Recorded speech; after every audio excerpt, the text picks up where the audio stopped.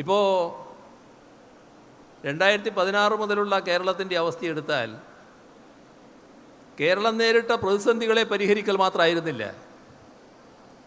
എന്നാൽ പ്രതിസന്ധികളെ പരിഹരിക്കാൻ വേണ്ടിയുള്ള നടപടികൾ സർക്കാർ സ്വീകരിച്ചു. എന്താണ് കേരളത്തിൻ്റെ യഥാർത്ഥ പ്രശ്നം? കേരളത്തിൻ്റെ ആവശ്യങ്ങൾ നിരവധിയാണ്.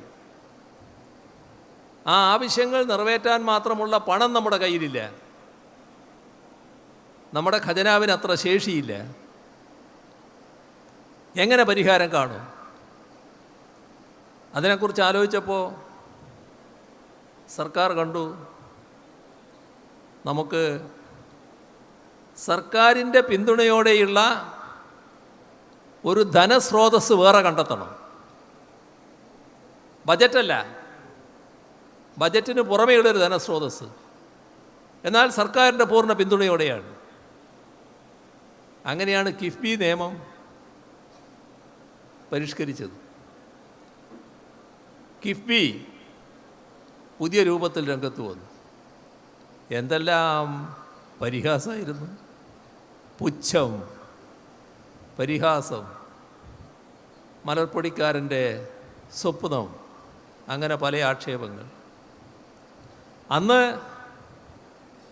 സർക്കാർ പറഞ്ഞു, ഈ 5 വർഷം കേരളത്തിൻ്റെ പൊതുവായ വികസനം, പ്രത്യേകിച്ച് പശ്ചാത്തല സൗകര്യ വികസനം, അതിലൂന്നിക്കൊണ്ട് 50,000 കോടി രൂപയുടെ വികസന പദ്ധതികൾ കിഫ്ബിയുടെ ധനസ്രോതസ് ഉപയോഗിച്ച് നടപ്പാക്കും.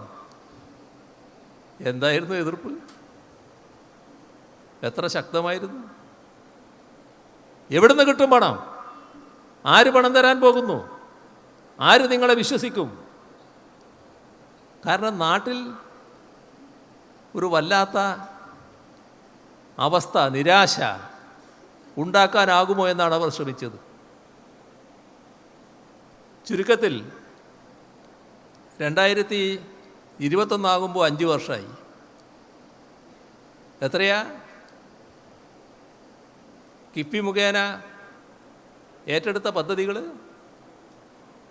50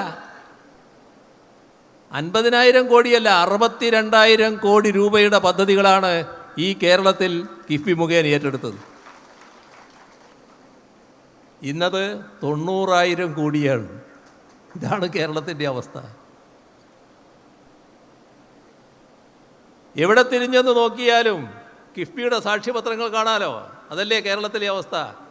അവിടെ റോഡ്, അവിടെ പാലം, അവിടെ മേൽപ്പാലം, അവിടെ ഫ്ലൈ ഓവർ, അവിടെ സ്കൂള് കെട്ടിടം, അവിടെ ആശുപത്രി വികസനം, മറ്റൊട്ടേറെ വികസന പദ്ധതികൾ. നാം ഏറ്റെടുക്കേണ്ടി വരുന്ന ബാധ്യത, നാഷണൽ ഹൈവേയുടെ വികസനത്തിന് വേണ്ടി ഭൂമി ഏറ്റെടുക്കാൻ 25% രാജ്യത്തെവിടെയും ഇല്ലാത്ത ഒരു ബാധ്യത നമുക്ക് ഏറ്റെടുക്കേണ്ടി വന്നപ്പോൾ അതിന് നൽകേണ്ട 5,600 കോടി, ഇതെല്ലാം കിഫ്ബിയുടേതല്ലേ? എല്ലാം ഉപയോഗിച്ചല്ലേ നടന്നത്? എന്നാൽ ആ ചിത്രം നാടിന് മുമ്പിൽ വന്നുകൂടാ? അത് അതേ രീതിയിൽ അവതരിപ്പിച്ചുകൂടാ? വ്യത്യാസപ്പെട്ടിരിക്കുന്ന അവസ്ഥ വരുന്നത് പിന്നെ എന്ത് വരണം? ഇവരാകെ പാപ്പരാണെന്ന് വരണം? വല്ലാത്ത കടക്കെണിയിൽ നമ്മുടെ നാട് പെട്ടിരിക്കുന്നത് പ്രചരിപ്പിക്കണം? സാമ്പത്തിക രംഗത്ത് പ്രശ്നങ്ങളുണ്ടായി. എന്താണ് സാമ്പത്തിക രംഗത്തെ പ്രശ്നങ്ങൾക്ക് കാരണം? സാമ്പത്തിക രംഗത്ത് ആവശ്യമായ രീതിയിലുള്ള സഹായം ചെയ്യുന്നതിന് ബാധ്യതപ്പെട്ട കേന്ദ്ര ഗവൺമെൻറ് അറച്ചു നിന്നു. ഇപ്പോൾ നമ്മുടെ നാടിന് ഏറ്റുവാങ്ങേണ്ടി വന്ന ദുരന്തം, നിപ്പയും ഓഖിയും, 2018 മഹാപ്രളയവും, 2019 അതിരൂക്ഷമായ കാലവർഷക്കെടുതിയും, അതിൽ നിന്നൊക്കെ ഒന്ന് മാറി നിന്ന് ശ്വാസം കഴിക്കാൻ കഴിയുന്നതിന് മുൻപ് ലോകമാകെ വ്യാപിച്ച മഹാമാരി കോവിഡ്, ഇതെല്ലാം നേരിടേണ്ടി വന്നല്ലോ നമ്മുടെ സംസ്ഥാനത്തിന്. ഈ ഘട്ടത്തിൽ ആവശ്യമായ പിന്തുണ നമുക്ക് ലഭിച്ചോ? നമ്മുടെ ഭരണഘടനയിൽ കൃത്യമായി എഴുതി വച്ചിട്ടുണ്ട്, ഒരു സംസ്ഥാനം പ്രതിസന്ധി നേരിടുമ്പോൾ സാമ്പത്തികമായി സഹായിക്കാൻ കേന്ദ്രത്തിന് ബാധ്യതയുണ്ട്.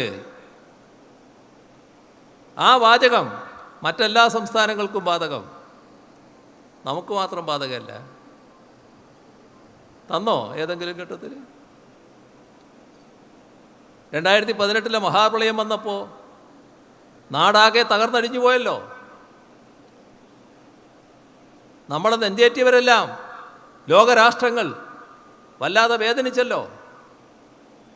നമുക്ക് സഹായം ലഭിച്ചോ? ക്രൂരമായ മനസ്സോടെ സഹായം നിഷേധിച്ചില്ലേ കേന്ദ്ര ഗവൺമെൻറ്? അന്ന് കേന്ദ്ര ഗവൺമെൻറ് സ്വീകരിച്ച നടപടി തെറ്റാണെന്ന് പറയാൻ ഇവിടുത്തെ കോൺഗ്രസ് അടക്കമുള്ള പ്രതിപക്ഷം തയ്യാറായോ? അവർ കേന്ദ്ര ഗവൺമെൻറ് ഹല്ലേലൂയ പാടുകയല്ലേ ചെയ്തത്? അവരെ സംസ്ഥാനത്തിൻ്റെ കെടുകാര്യസ്ഥ കൊണ്ടാണ് ഇതെല്ലാം സംഭവിക്കുന്നതെന്ന് വരുത്താനല്ലേ ശ്രമിച്ചത്? സംസ്ഥാനം സ്വീകരിക്കുന്ന മറ്റ് നടപടികൾ, ഫണ്ട് സമാഹരിക്കാനുള്ള ശ്രമങ്ങൾ, അതിനെയെല്ലാം ശക്തമായി എതിർക്കുന്ന നിലപാടല്ലേ അന്ന് സ്വീകരിച്ചത്? ഇതെല്ലാം നമ്മുടെ അനുഭവത്തിലുള്ളതല്ലേ?